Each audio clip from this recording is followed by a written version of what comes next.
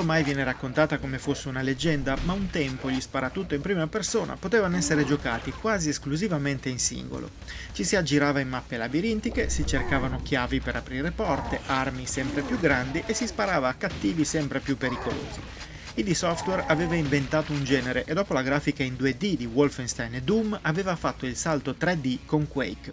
Se il primo era un po' troppo gotico, Quake 2 aveva esaltato chi amava Doom e la sua fantascienza. 26 anni dopo, ossia oggi, arriva a sorpresa la remastered di Quake 2 ed è una delle riedizioni migliori che siano uscite negli ultimi tempi. Prima di continuare, se vi piacciono i nostri video, vi ricordiamo di iscrivervi al canale e di attivare la campanella per essere sempre aggiornati sui nostri contenuti.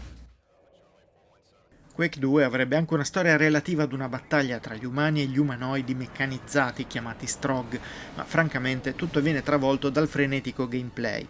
Saremo un soldato sopravvissuto per caso ad un'incursione sul pianeta alieno e quindi gli unici che potranno risolvere la situazione.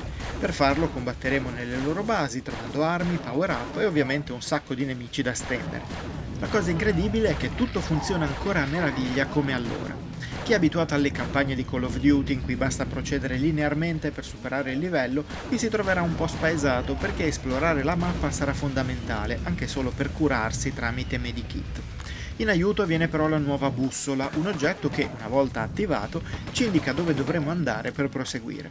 Talvolta punta verso porte chiuse che dovremo aprire cercando dei dispositivi nei dintorni, ma sarà comunque un grande aiuto che rimane facoltativo. Le aree extra non saranno coinvolte e cercarle sarà ancora oggi un piacere. Questa remastered ad opera di Night Dive Studios è stata aggiornata alle nuove tecnologie e quindi può essere avviata alla risoluzione di 4K e fino a 120 Hz sugli schermi che lo supportano. Non supporta il ray tracing, ma ce ne si fa presto una ragione, visto che le texture sono state ripulite senza snaturarle.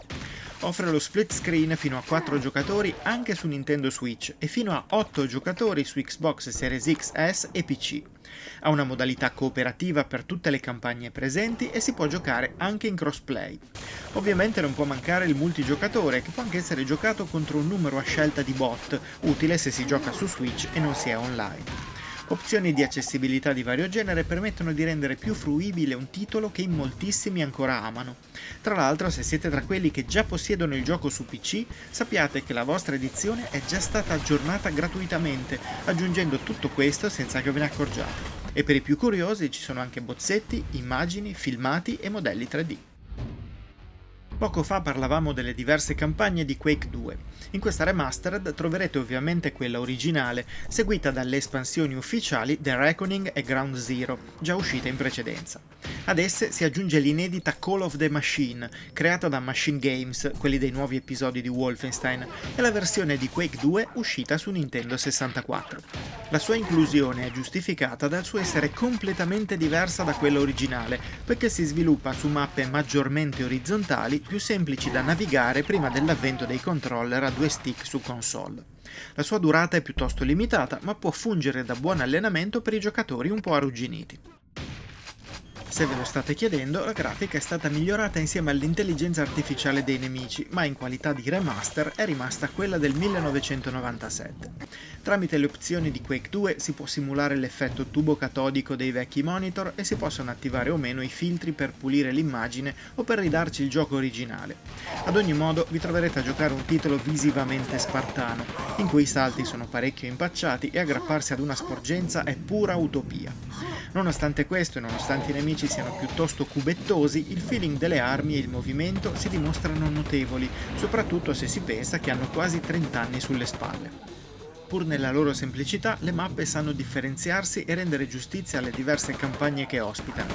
Incredibilmente generosa e potente la colonna sonora di Sonic Mayhem, che enfatizza ogni vostra azione, ossia muoversi e o sparare, tramite le reinserite tracce originali. Se avete un impianto audio con i fiocchi, sappiate che supporta anche il Dolby Atmos. Gli effetti sonori sono rimasti quelli originali, oggi fanno un po' tenerezza, ma continuano ad essere perfetti per l'esperienza retro proposta. Il titolo è poi sottotitolato in italiano sia nelle poche linee di dialogo, sia nei menu, sia nelle descrizioni degli extra. Questa remastered di Quake 2 possiede qualità molto rare in altri progetti simili. Prende un gioco iconico e pur lasciandolo tale aggiunge contenuti, adegua le tecnologie e lo fa costare pochissimo. Con 10 euro infatti vi portate a casa un pezzo di storia degli sparatutto in prima persona, arricchito all'estremo ma capace di farvi tornare indietro nel tempo. E se 26 anni fa neanche c'eravate, potete provare sulla vostra pelle cosa si riusciva a far girare su un PC Pentium con appena 16 mega di RAM, mentre si creava ed evolveva un genere ancora oggi tanto amato. Dire che tutti dovrebbero prendere esempio dal modo in cui è stato riproposto questo classico è davvero il minimo. Inoltre potete trovarlo incluso nel Game Pass o addirittura gratis nella vostra libreria di giochi PC se avevate comprato l'edizione originale.